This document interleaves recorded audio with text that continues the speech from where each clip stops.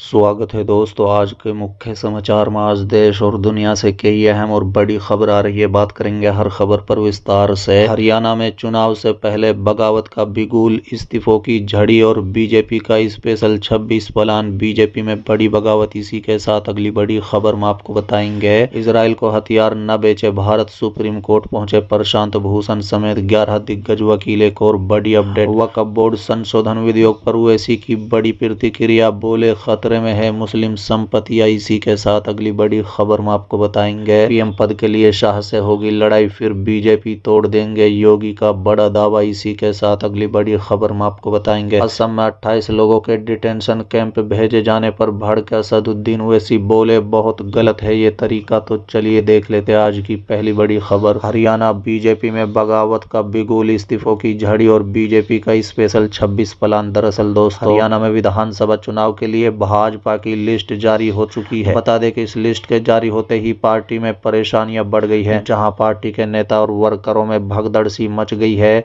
वहीं अब बगावत के सुर भी देखने को मिल रहे हैं। भाजपा के लिए मुश्किल कम होने का नाम नहीं ले रही है। इन नेताओं के कुछ बड़े नाम भी शामिल हैं।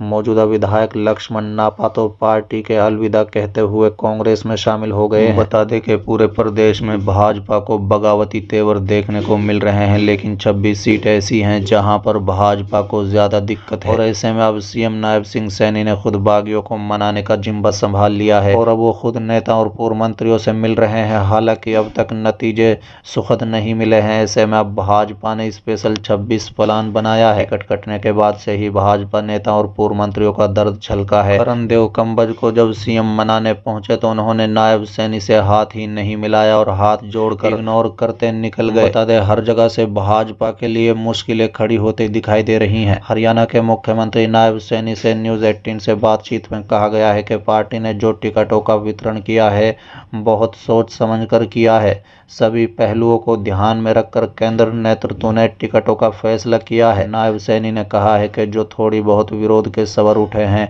हम उन कार्यकर्ताओं से मुलाकात करेंगे और उन्हें मनाया जाएगा। वो विरोध के सवाल नहीं है, थोड़ा गुस्सा है क्योंकि उन्हें टिकट नहीं मिला है। चलिए अगली खबर। इजराइल को हथियार न बेचे भारत, सुप्रीम कोर्ट पहुंचे प्रशांत भूषण समेत 11 दिग्गज वकील। दरअसल दोस्तों, इजराइल को भारतीय कंपनियों द्वारा हथियार और सैन्य उपकरण आपूर्ति के खिलाफ सुप्रीम कोर्ट में जनहित याचिका दायर की गई है। बता दें कि प्रशांत भूषण समेत 11 याचिकाकर्ताओं ने केंद्र सरकार से उन कंपनियों को लाइसेंस रद्द करने की मांग की है जो इजराइल को सैन्य उपकरण भेज रहे हैं। याचिका में यह आरोप लगाया गया है कि भारतीय कंपनियां इजराइल को हथियार प्रदान कर रही है जो गाजा में चल रहे युद्ध में उपयोग हो रहे हैं। याचिकाकर्ताओं ने केंद्र से अनुरोध किया है कि इन कंपनियों के लाइसेंस को तत्काल रद्द कर दिया जाए और भविष्य में उन्हें नए लाइसेंस न दिए जाएं।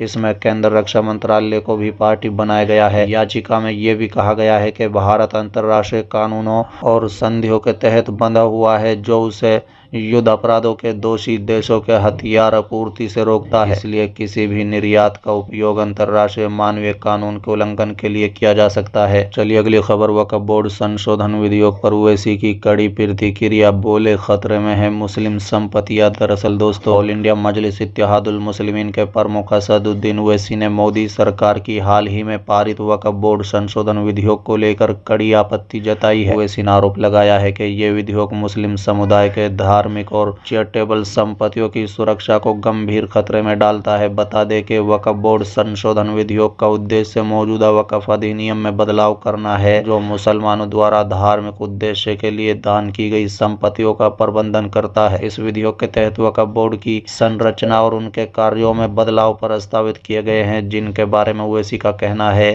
कि ये बदलाव मुस्लिम समुदाय के अधिकारों का उल्लंघन करते हैं। ओवैसी ने कहा है कि इस विधेयक से मुसलमानों को उनकी मस्जिदों और अन्य वक्फ संपत्तियों पर नियंत्रण खोने का खतरा है। उनके अनुसार ये विधेयक धार्मिक संपत्तियों के प्रबंधन में गैर मुस्लिम तत्वों की दखलंदाजी को बढ़ावा देगा। इससे इन संपत्तियों के प्रबंधन में समस्याएं उत्पन्न हो सकती हैं और वो गलत प्रबंधन और अतिक्रमण का शिकार हो सकती है। इसने आरोप लगाया है कि ये विधेयक मुस्लिम समुदाय को हाशिए पर धकेलने और उनके अधिकारों को कमजोर करने की सरकार की व्यापक योजना का हिस्सा है। उनका कहना है कि सरकार ने वक्फ संपत्ति संपत्तियों के प्रबंधन से सुदृढ़ करने की बजाय उसे और अधिक जटिल और विवादास्पद बना दिया है। ओवैसी ने कहा है कि जो चीज़ हिटलर के वक्त जर्मनी में यहूदियों के साथ की गई थी, आज वही तारीख हमारे वतन अजीज में मुसलमानों से दोहराई जा रही है। बीजेपी के लोग बोलते हैं कि 8 लाख एकड़ जमीन वक्फ की है, तो सुनो, किसी सरकार और आरएसएस या बीजेपी या राजनीतिक पार्टी के लोगों ने जमीन नहीं दी, बल्कि हमारे बुजुर्गों ने दी है।